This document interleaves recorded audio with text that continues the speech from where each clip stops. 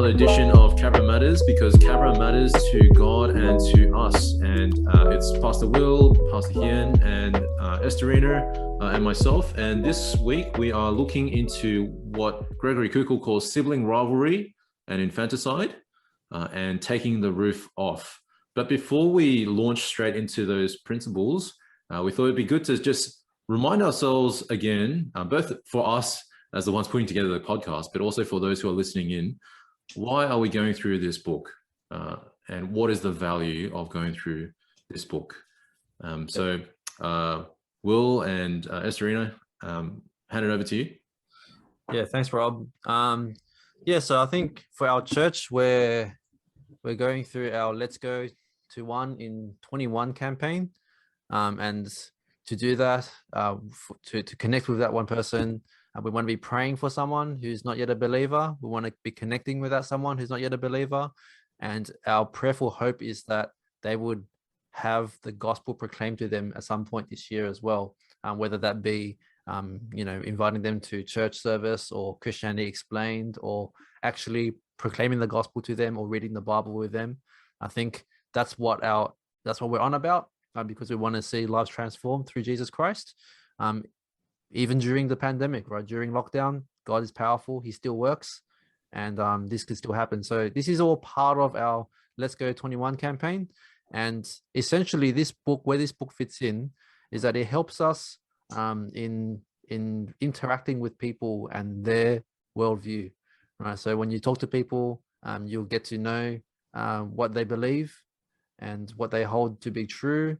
And sometimes these need to be tested, right? And so it's just a tool for us to be inquisitive, to be curious. So the Columbo method is just about asking questions, understanding where they're coming from, being a student of your friend.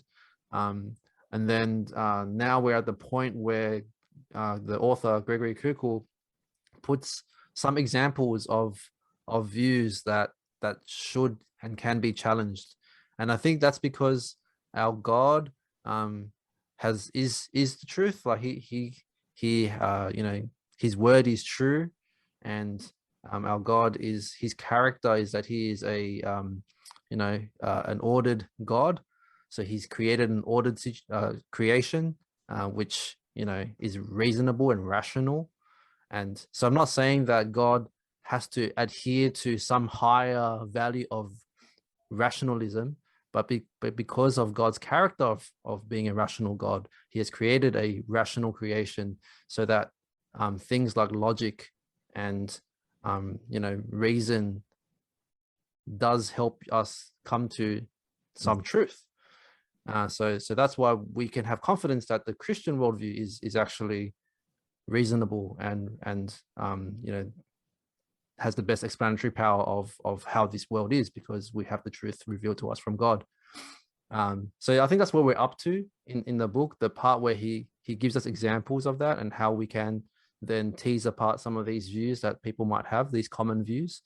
I want to note also that Kukul is a very unique person. He's like, a well-known apologist. He speaks on radio shows. He goes on to, televised debates and so on. So he's the kind of guy who's like, we probably say he's an apologist, right? And so he'll come across a lot of people and have conversations with people, like lots of various different people. And then they would be presenting their objections to Christianity, and then he would be defending Christianity, right? So as a regular Christian, I think, we can learn from that as well, just a little bit. But I guess our experience is a bit different, right, Rena? Like, our experience in talking to people is more like a build up over a relationship over years or whatever. So yeah, what do you make of the value of this book for a Christian? Yeah, I think the encouragement that I took away from the reading so far, and these chapters in particular, is the confidence that we can have in God and his truth and the Christian worldview. And yeah, just like the last time I was thinking through some of these things was probably in youth group. Or that when you become a Christian and you sort of come to sort of face these questions for the first time from some people, it can be a little bit shaking. to face them and to think, oh, like, do I not only know the answers, but then do I still stick to what I think I know in Jesus? And so seeing how he sort of dissects all of these responses that you might hear, sort of tossed out here and there, yeah, it's really encouraging. And I think even if you're not able to put some of these things into practice, it would be well worth reading this book, yeah, just for that encouragement. I guess on the apologetic side of seeing how, yeah, how easily it is to bring it back to a logical and rational God. Yeah, the last time I did these questions was like when people were like asking me questions in high school on an anonymous online sort of thing, and people were sort of coming at you like from all different things. And I remember I wanted to go back to the Bible. I was searching up and reading on these apologetics books. I read this book for the first time then, and it was really good for myself. I don't know. I don't think that I converted anyone back then. I tried to put stones in shoes, but yeah, I found myself growing as a Christian and in confidence in God a lot back then. And some people who then anonymously messaged me and was like, yeah, I'm encouraged by your stand. I'm encouraged by your confidence and your conviction. And some Christians who are like, oh, yeah, that was helpful to see you stand up for that. Yeah, so like not only is it helpful to build a confidence in our faith, in the school, or I think we need people to be standing up for Christianity in the university and in the workplace as well. And I think this really kind of helps us to be grounded and to have a reasonable presence, to say that belief in God is not like a matter of blind faith where you just believe in some ethereal being out there, or some imaginary being or something. It's actually a reasonable worldview to have, and that it actually, well, I would say that it's the truth, right? Yeah, thanks for sharing. It's just a reminder that so between praying for people and proclaiming the gospel, there's that middle step of we're trying to connect with people. And so yeah, hopefully this book helps you connect with people around you, whoever they are, in whatever setting you're in. That just reminds me also, like, connecting with people isn't just about like us talking to them, right? It's also about us getting to know the people we're connecting with. Yeah, that's right. And so that's how Columba really helps, and understanding the people that we're connecting with and their views. Yeah. And even though we're not Gregory Kupel or Colombo, there are still really helpful things here for us to just to help people reflect on their own views, and then for us to kind of build bridges and connect with them, and for our own benefit as well, like for growing in the confidence, like in our own Christian faith. Yeah, so that's why we're going through it, just as a quick reminder. In terms of this week, the principles, there's 3. It's sibling rivalry, infanticide, and taking the roof off. Now, when I was reading through this, I was asking the question, how on earth are these different to the previous chapter, which is on suicide, which in a nutshell is there's 2 ways in which someone can do that. An idea itself contradicts itself. For example, there is no absolute truth. That's a contradiction because that is already an absolute truth. So that contradicts itself. That's the first thing. The second thing is an idea itself can contradict one's practice. So for example, if I go around telling people you shouldn't push your morality on other people, that's exactly what I'm doing. So I'm contradicting myself at that point. My idea, my statement contradicts what I'm actually doing. So that's suicide. Now coming to this week, sibling rivalry, it's a bit similar in the sense, but slightly different. So sibling rivalry in a nutshell is 2 ideas cannot be held consistently. So for example, one idea we have is good people go to heaven. And then the second idea is good and evil are relative. Now that sounds a bit much, but like if you piece it together, essentially you can say, well, good people go to heaven, right? So that's the first one. But the second one is where there's a problem. So good and evil are relative. If good and evil are relative, then good and bad people can go to heaven. Now that's a contradiction. How can good and bad people go to heaven? It doesn't fit. Like that's just So that's where you get two competing ideas. They're not, in a sense, contradicting each other, but you can't hold both of them at the same time. Both cannot be true. It's one or the other. So that's a nutshell on sibling rivalry.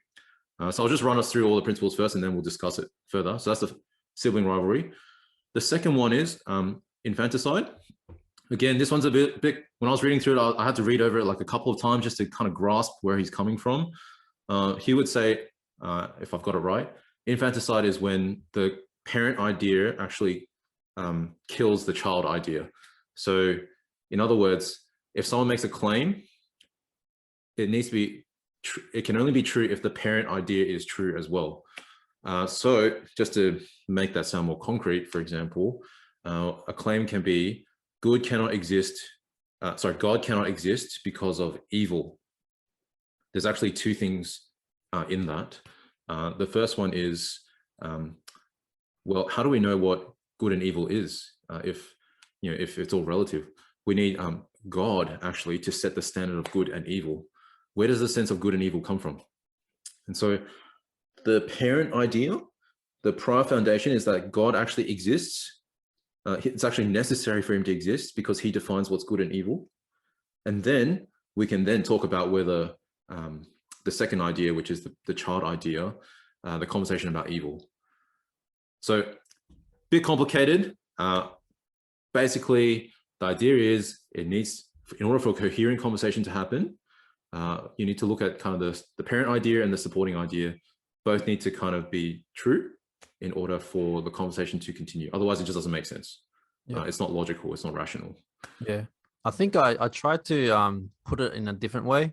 Yep. I tried to put it in this way, and I thought it was a bit helpful. So the way that I summarized it is the objection depends on the truth of the idea that they are objecting to.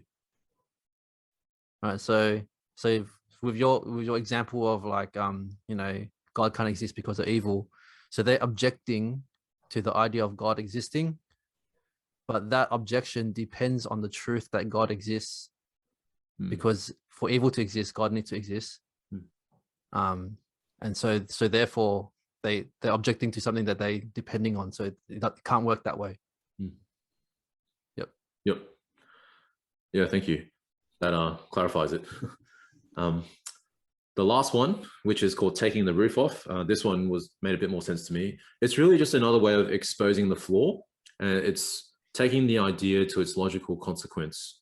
So, for example, if someone is pro-abortion because their view is, oh, I have a right to, abort.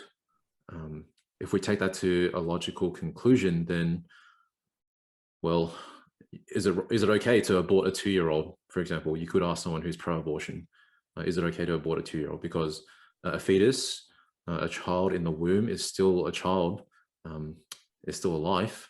And so to take that to its consequences, well, when the child is born, is it okay to abort? Yeah, so it's kind of just running the idea and just letting it unfold and showing what does it actually look like. And so we've been trying to think hard about what might that look like in our current kind of climate.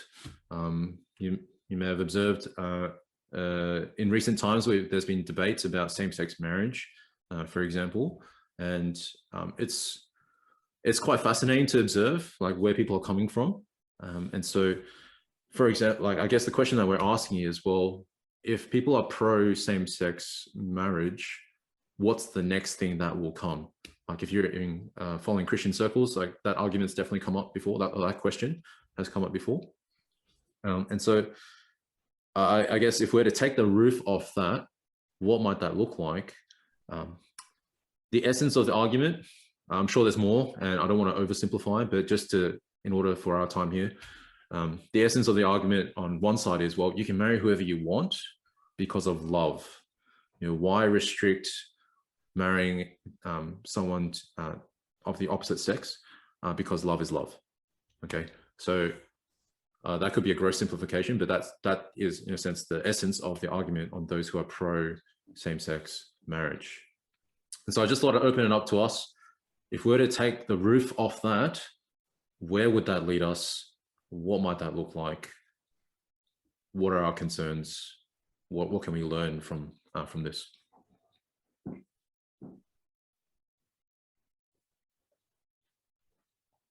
Is he going to say something?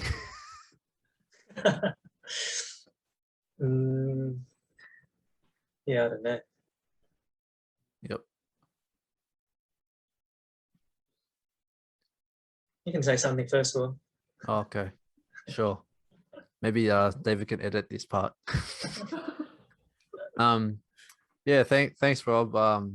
Yeah, well, I guess if the argument is you can marry whoever you want because of love, then and why restrict it to the opposite sex, then you could argue, well, why restrict it to only two people?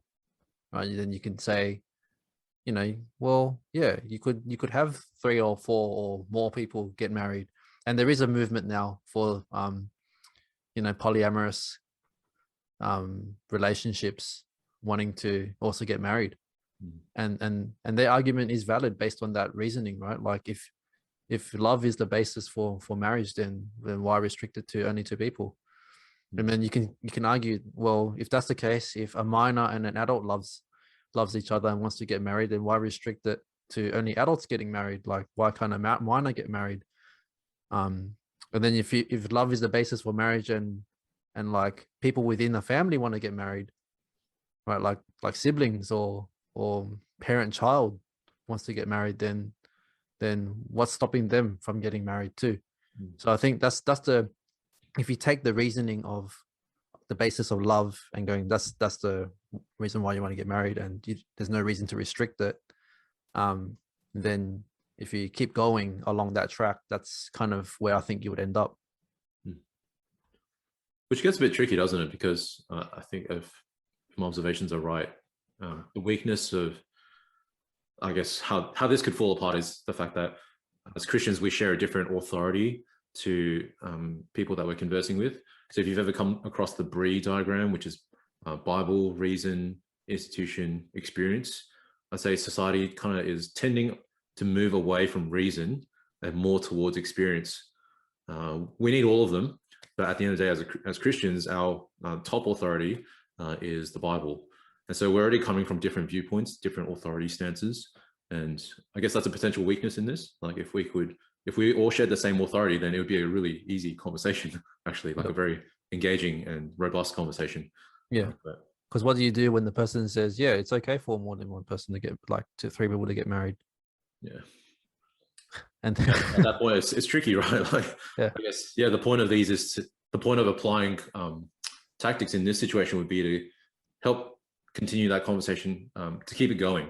You know, like, what do you mean by that? You know, how'd you come to that conclusion? Yep. Is it okay that we talk about this? Is this a safe space? And then just to keep that going, because we could end up being the person who just points out the flaws in everyone's reasoning. And no doubt, I'm sure there's Christians who've done that and with good intentions, but then we just end up burning bridges rather than building them. So that's just, I guess, something to be wary of as we keep kind of thinking through how do we implement tactics. What else? Oh, one thing that we observed was he doesn't really point out how to bridge further conversations as we were going through the book in the chapter. He just kind of does mic drops of like, here's how you point out the flaw on this one. Here's how you point out the flaw like in this other example. So yeah, like that's something that we noticed he didn't do for don't know why exactly, but yeah, it'd be good. If you have any ideas on, like, for example, how to build bridges further and not just point out the flaw, like how do you move past that?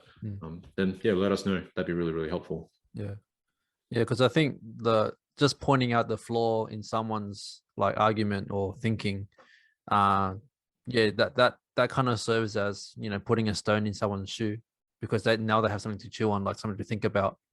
But then how do you then build a bridge to further conversation?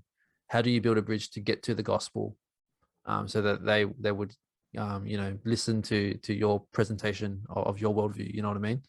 Or listen to your argument. I think that would be an art. Something that we got to practice somehow. You know, I've seen it happened. Like, I think just to introduce another term, like I think this is bordering on like, you know, presuppositional apologetics, which is there's a whole like raft of books and thoughts about this, which is pretty much talking to people about what they believe in presuppositionally, and then arguing that the Christian worldview is actually the best worldview for them. So there was a time where I walk up in at UCID, and we'll just talk to students, and then we'll always just bring up the question of morality. And everyone has morals, right? Most people anyway, I think everyone has morals. They have a sense of morality and justice. And then so we just ask them more and more questions, like, where do you think that comes from? Like, how could you say that, you know, this is wrong and that's right? Like, where does your standard come from? And then from there, we would then kind of like segue into, well, for the Christian worldview, we believe that there is a God who actually is the arbiter of true, you know, what's good and what's evil, and then so on. And we'll talk about sin and Jesus, and we kind of like go there. And that's, I guess, one example of how this was used as a bridge to the gospel, just to raise the question, like, yeah, you can't, if you want to have morals, like, you gotta understand that there is a God who keeps people accountable. And then, well, do you want to know who that God is? Like, who is his God? And he's revealed himself through the Bible. Yeah. I think also when you want to follow it up or continue a conversation later on, for example, and of course, you know, we spoke about it doesn't address how to keep long-term relationship going, and the topic kept popping up. It takes boldness on our side, in the sense that once we sort of lift the lid gently or lift up the roof gently, we can, in our next meetup or conversation, we can ask them, well, how did you go with thinking about that? Or did you put more thought into that and actually follow it up? And being bold with that, in my experience, is that once someone rejects an idea, like for example, that same-sex, and, well, you know, I'm happy for 3 or 4 people to marry. My experience would be like, yeah, okay, that's your view and that's your opinion. And then the next time I see them, I would not ask them again, well, how did you think about, have you thought about this? So I think, reading this book helps to, if we want to follow up, is to be bold and actually revisit with a question like, you know, how did you go, or did you think more about that? Yeah, and I think what was helpful is that, like, again, you know, we're not just there to win an argument, right? And so, like, I found, like, on page 176, I feel like there's a quote there, and I feel like it's been helpful because he says, this is what he says: I want to show the person that there is a fatal inconsistency in her beliefs, a problem I think she would correct if she really understood it. So it's I think it's coming from a position of like, well, yeah, I'll loosely define it as love. Like, if you know that someone honestly believes in something that, if they really actually reflected and thought about it, would reject, then it's loving to point it out to them, right? It's loving to kind of show them where maybe you actually wouldn't hold this if you actually reflected on this view. And I think that's kind of like, it takes boldness here, right? Like, it takes boldness to bring these things up again. It takes boldness to talk about it. And sometimes we generally would feel, oh, it's too awkward to bring things up again. You know, I remember talking to a person about grace. So this person used to be Christian, they walked away, and because they think they could never be good enough for God. And my understanding is that they haven't really grasped God's grace, or they actually have a really bad view of themselves. And I'm just like, you know, what do you think about Jesus dying for you? Is that not enough? But then that conversation ended there. And then the next time we saw each other, I was just like, oh, it's a bit awkward bringing that up again. You know, how am I going to bring it up? And I'm just there thinking about it, like, oh, how do I bring it up without being that jerk? You know, like, yeah. And like, you know, to my shame, I didn't bring it up the next time I saw the person, but, you know, prayerfully, I brought it up after a while, but then it was kind of dismissed. You know, maybe I missed the boat, maybe, but, you know, we'll keep praying for this person. Yeah. Rena, you had some reflections as well? Yeah, I guess that's we don't just want to dismantle people's worldviews on their arguments that have flaws, but we want to give them something just as compelling to consider, a stone in a sense. And we don't want to just blow the roof off their house and leave them outside in the cold, but we want to get them to see the beauty in living under the stars of God's world, in a sense, right? So yeah, I think it's it's great to be reminded that this is part of the conversation. This is part of the journey that you walk with someone. But yes, it's such an awesome thing to be able to read the Bible with someone, to take them to Jesus and to show how he works is consistent with the world we live in.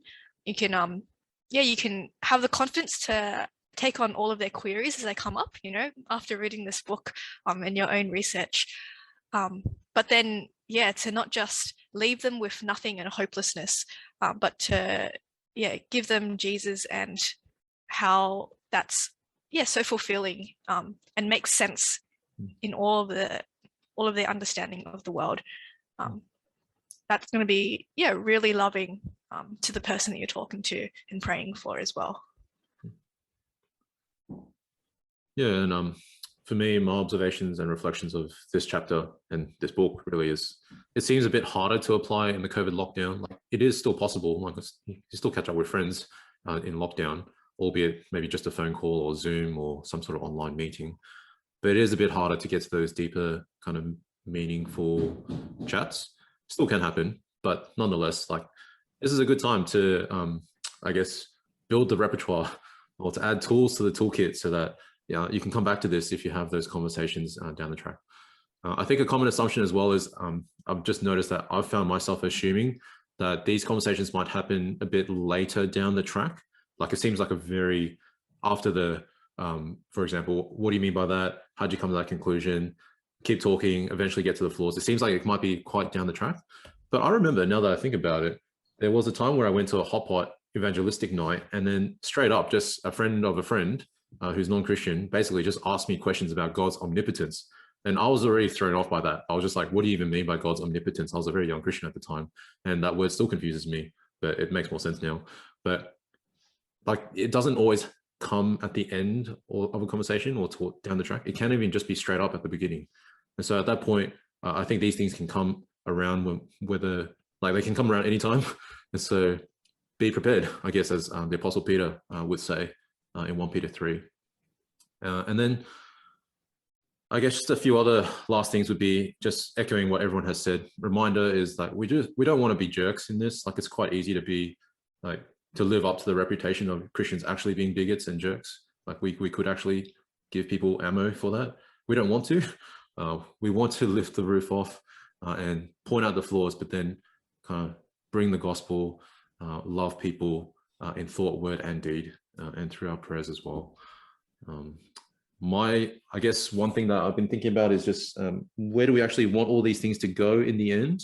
My end goal personally is to bring people to the Bible, and that conviction comes from Isaiah 55 verse 9, which says that God's word will never return empty, meaning God's word will accomplish his purposes as soon as someone engages with God's word.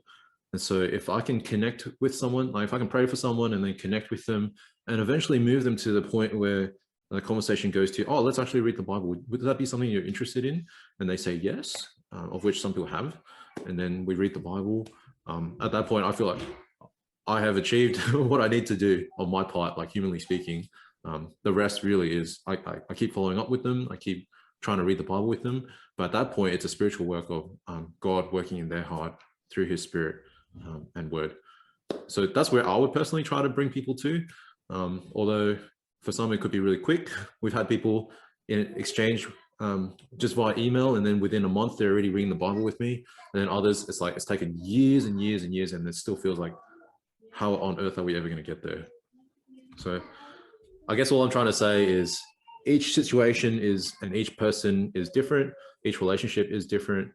There are useful things here for all of us, and good to prepare, be as prepared as possible in order to connect with them and then bring them to the gospel. Did anyone else have anything to add to that before we wrap up? No. All right. Well, thanks again for tuning in to another edition of Cabra Matters. We hope you can tune in with us next time. We have 3 to 4 more episodes, and then you'll hear from us on what we plan to do beyond this podcast, either this year or next year, to be confirmed. But we hope you can tune in with us next time. Bye for now.